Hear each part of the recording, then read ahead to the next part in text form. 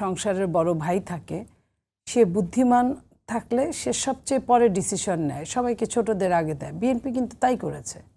BNP অনেক কিছুতে চরমভাবে ছাড় দিয়েছে। এবং এইখানে কি থাকলো, প্রথমে কয়েকদিন যেটা নিয়ে তর্ক হলো সেটা হলো যে মানে কবে এই জুলাই সনদের পক্ষে গণভোট হবে, কবে। কেউ বললেন যে 1 মাস আগে, নভেম্বরে হবে 2 মাস আগে, কেউ বললেন যে একই দিনে।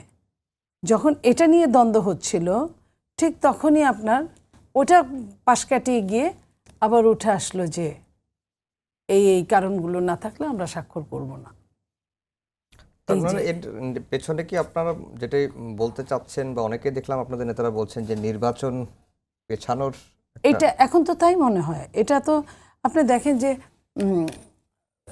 ওই যে কোনো কিছুতেই একটা নির্বাচনকে সঙ্গে নিয়ে এসে, যেমন ধরেন এনসিপি মার্কা শাপলা পেল না, এটার জন্য শাপলা না দিলে আমি নির্বাচন করব না, থুক্কু।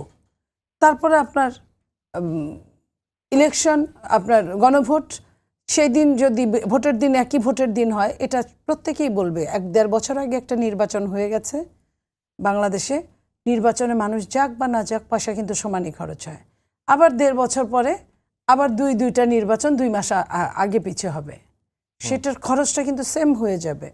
তো এই যে আমরা যারা রাজনৈতিক নেতা বা না রাজনৈতিক কর্মী বা রাজনীতি করি দেশের জন্য, তাদের দেশের একটা টাকাও মানে কিন্তু অনেক কিছু। আপনার কাছে আবার আমরা কিন্তু এই জিনিসগুলো বেমালুম ভুলে গিয়ে আমরা শুধু থুক্কুর মধ্যেই আমাদের জীবনটা পার করছি।